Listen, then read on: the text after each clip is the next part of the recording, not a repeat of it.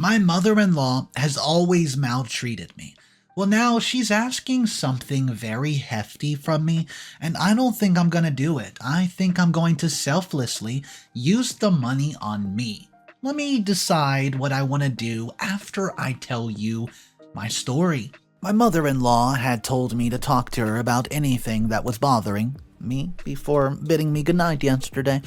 My mother-in-law had also called me a murderer, amongst other things, and told my daughter that she was good for nothing a few days ago. I have a feeling that she's putting on an act, but I can't be entirely sure. I'm 33 female, and I've lost my husband in an accident 2 months ago. It was a big shock to me and my children.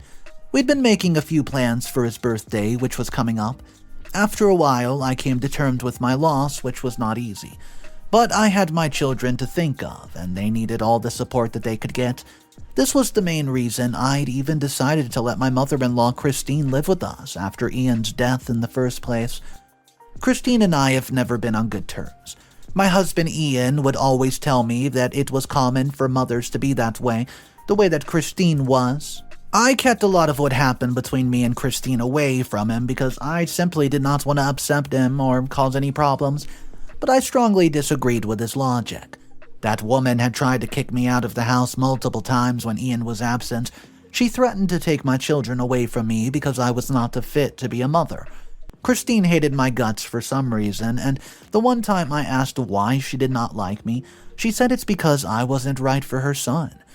Her twisted reason made no sense to me, and after attempting to change her mind by being a perfect daughter-in-law, I gave up after realizing that nothing was going to make Christine respect me as her son's wife.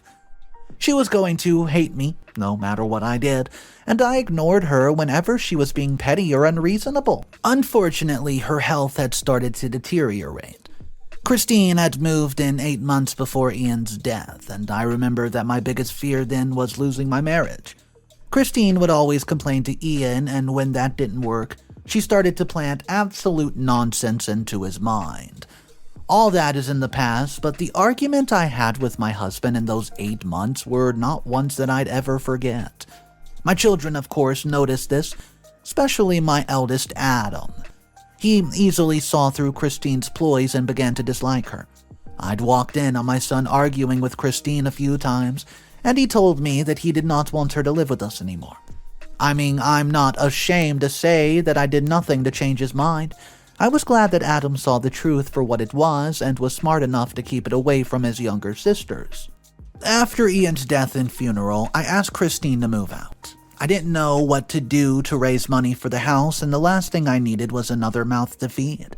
But I changed my mind eventually and asked Christine to move back in with me and my children. Paying a nurse to be with her in her apartment was expensive, and Ian had not liked the idea of an elderly home, so that was out of it as well. Despite the troubles that came along with, well, Christine, she did help with the cleaning. She also cooked, claiming that I was horrible in the kitchen. Back then, I found it so annoying, but now I leave her to the cooking. My life was predictable after asking Christine to move back in, getting insults about my cooking and simply cleaning skills, consoling one or both of my children after they'd gotten yelled at, trying my best to calm Adam down, and going to bed with a headache caused by worry. Ian's lawyer came to see me 6 days ago. We'd spoken over the phone a few times, and that's because I was in desperate need of cash. I was simply hoping for some assets to sell or use to my advantage. I'd exhausted a lot of my savings already, and because I was a college dropout and a housewife, I could not get a decent job anywhere. My worries were over when I became the owner of a substantial amount of money. Ian had left enough to take care of me and my children for a while. Adam was set to graduate high school, and I did not have to transfer my girls to another school, and I could start up the catering business that I dreamt of for years, just to help support my family. Well, I told Adam about it, and he was ecstatic. I thought that he would abandon his plan to take a gap year, but he still insisted on it, and I did not press any further, for now, and told him not to tell anyone about it. Christine found out about the money Ian left for me and my children, of course, and I'm not sure when exactly that was, but I know she asked how much I had 3 days ago. She never once cared to ask how I was dealing with taking care of the kids, and even before Ian died, Christine never asked me for money. Then why did it have to be after my meeting with the lawyer? She started acting more humane than usual, complaining less than I was used to and asking what I needed to help with and calling my daughter to stay with her in the living room. Adam ignored her, and I should not have been surprised. In fact, he was the one who told me that he believed Christine was putting on an act. I don't know how right he is or what I should do about the situation if his hunch is correct. Do I just act like this change doesn't bother me? I thought of confronting her and asking what exactly she wanted the money for, but it would be better to just move her back to her house and resume paying for a nurse. Or is that a waste of money I had only recently acquired?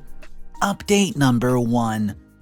Adam was right about his grandmother. She really only cared about the money Ian left in his will, so I made sure to cut her off from the family. It wasn't easy, but nothing with Christine ever was. I'd spoken to Christine about moving out. It was better for me and the children, and she would have the care I apparently could not give to her, provided by a nurse.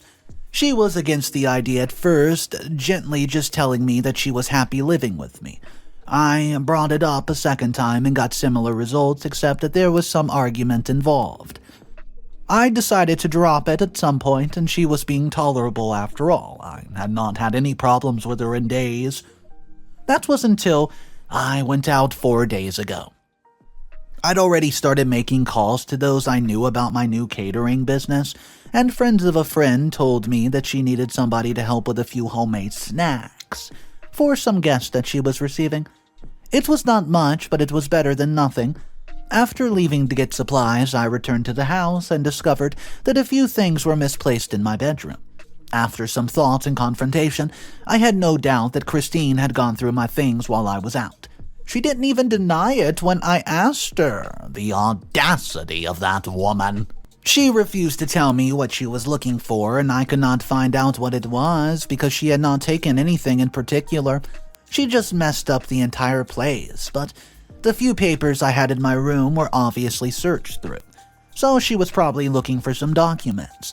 That wasn't really my concern at the moment, though, as long as nothing was missing.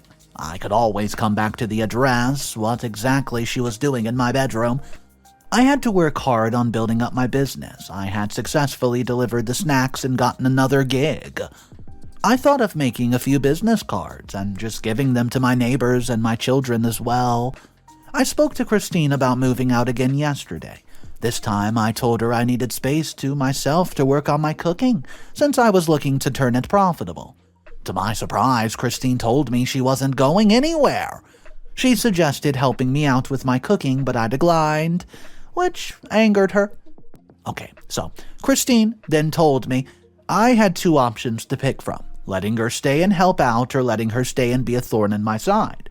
It was clear to me that getting my mother-in-law out of the house was not going to be an easy feat, but my resolve to kick her out grew after talking to my youngest daughter. Adam usually picked her up from school but had something to do after school hours.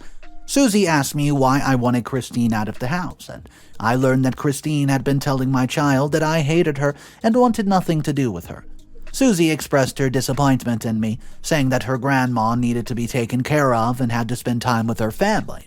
I told my daughter that Christine was only kidding when she said all that, but inside I was fuming. Was that why she suddenly became close to my children? To plant lies in their head and turn them against me? I wondered how I got any sleep that night. Adam and Cecilia, my first daughter, noticed my mood when they returned, and believe me, I tried hiding it from them, but it was pointless. After making an excuse, I retired to my bedroom, asking Adam to handle everything else for me. Why on earth would Christine do something like that to me? All I did was suggest that she move out of the house because she would cause me fewer problems and would be taken better care of. Anyways, I did that out of respect for my husband. But she was just talking things and just going too far. I believe there were certain things that should be kept away from the children, and I would not sit back and watch as Christine played games with me and my children. I'd wanted this to remain a family matter, but not anymore.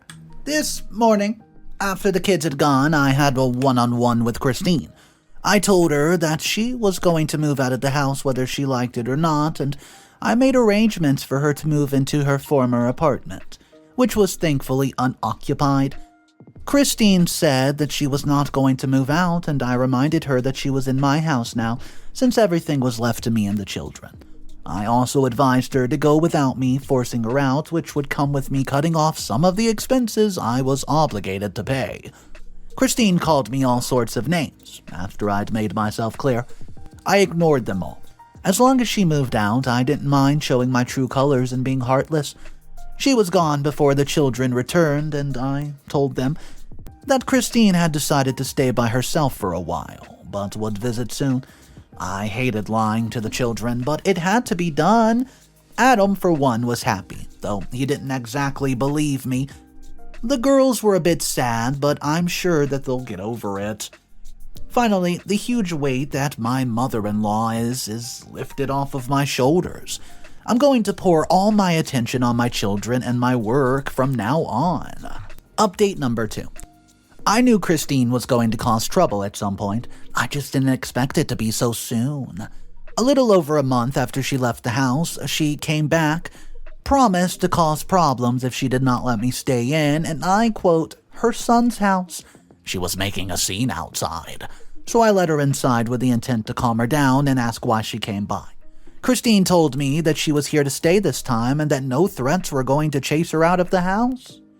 I didn't know what to do then, honestly. Perhaps I was a bit baffled by her audacity, but I remained quiet as she ranted and insulted. Then she said something that shocked me. My mother-in-law told me that she was sure that I had coerced Ian to leaving everything in me and my children's name without considering her at all. She told me that she was going to prove it even if it meant going to court, and she promised to take everything Ian left away with me. I understand, her surprise, if I'm being honest with you. It was a bit confusing when the lawyer did not mention her in the will, and I almost asked him but decided against it.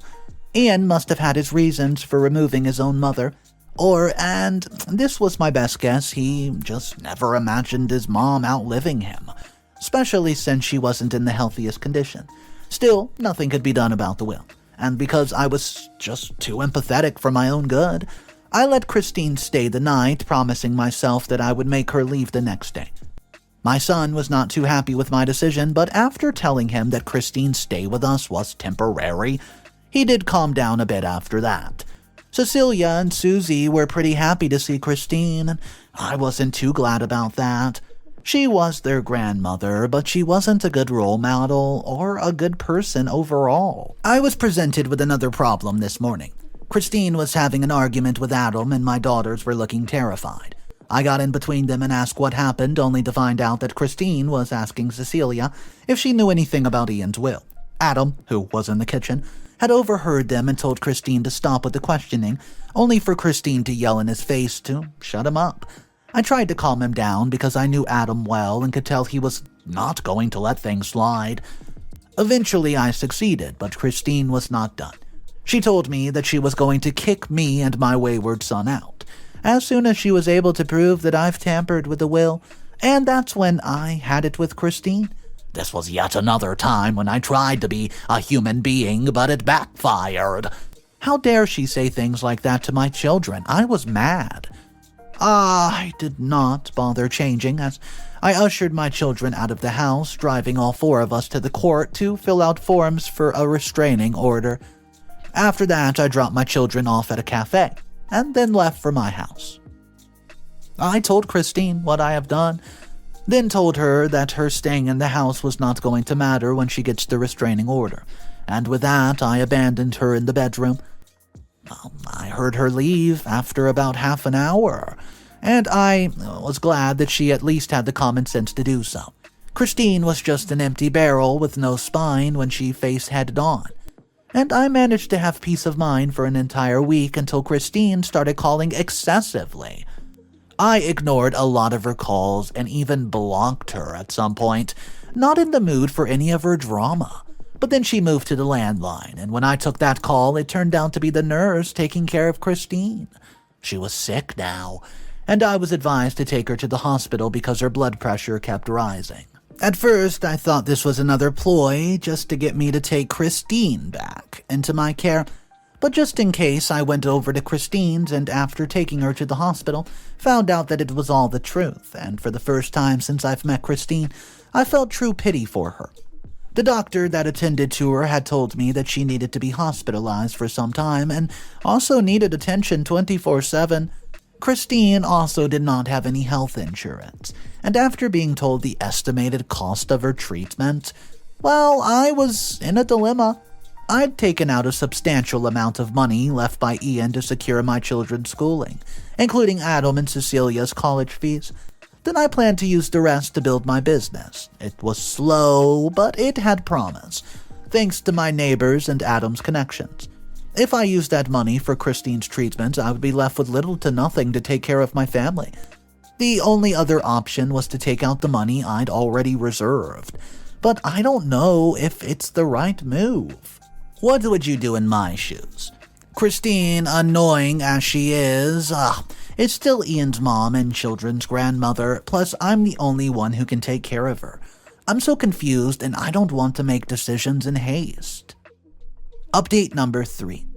Thank you all for your advice you've given. I realize it's been a pretty long time since I've updated, but I'm happy to say I found a solution to the problem that was my mother-in-law. I talked to Adam about this, wanting his opinion on what move I should take. He was surprised when I told him Christine was hospitalized, but he told me he would not be paying her bills if he could avoid it at least. When I asked why, he reminded me of the trouble that Christine had caused in my life, and the ones that she would most likely cause when she got better. I was a bit shocked that my son could say such things, and said that he wanted Christine to get better, but would not be so bothered if he was in my shoes. So even after my conversation with Adam, I was still as confused as ever.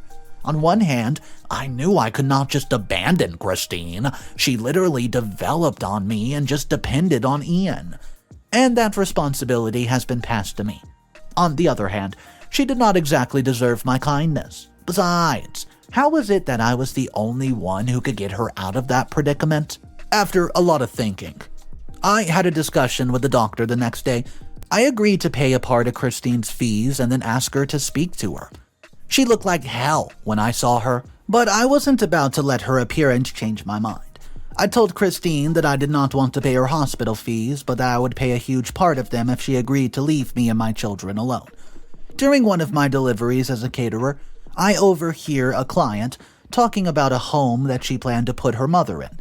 It was in a nearby state, and after doing research, I decided that Christine was going to live there as soon as she got better. I gave all the information to Christine, and for a while, she did not say anything.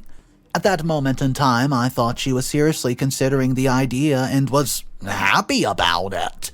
Christine began by lamenting about Ian's death, saying that Ian would not have hesitated to take care of her if he were alive.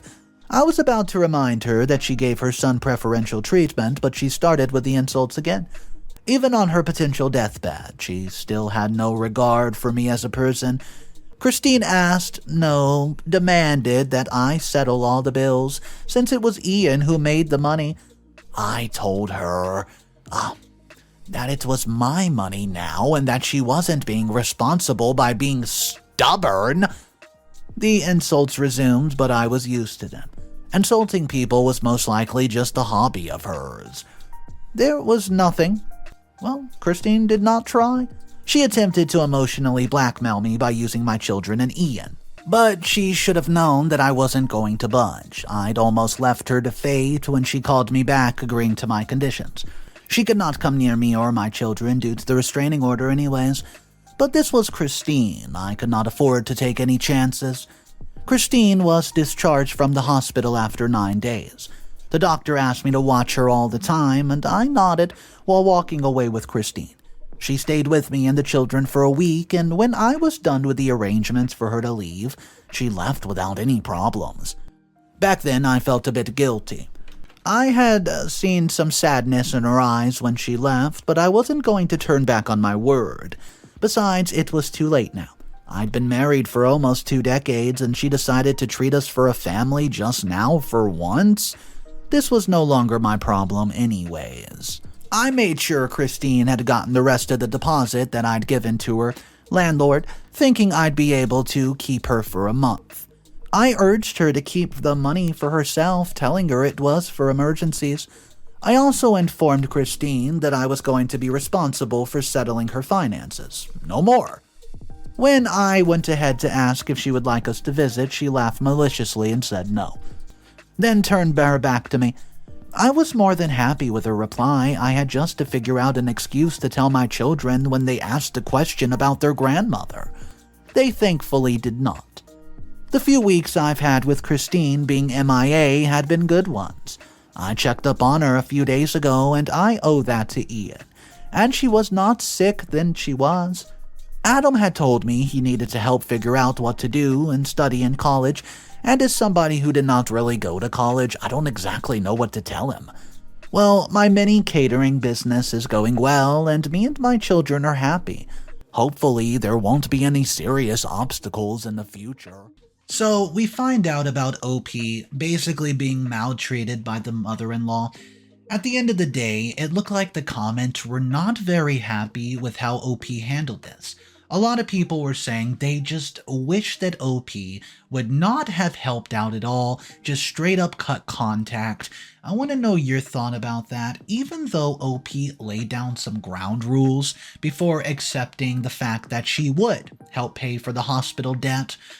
A lot of people still think that she should not have helped at all. I want to know your thoughts on that, guys, and if you're new to the channel, my name's Mr. Reddito, and I narrate stories like this every day, dramatic stories, which include mother-in-law dramas, inheritance dramas, cheating stories, Karen in the Wild stories, wedding fiasco stories. I mean, this goes on and on. I hope to see you guys tomorrow, and just remember, it's cool to be kind. Have a great day.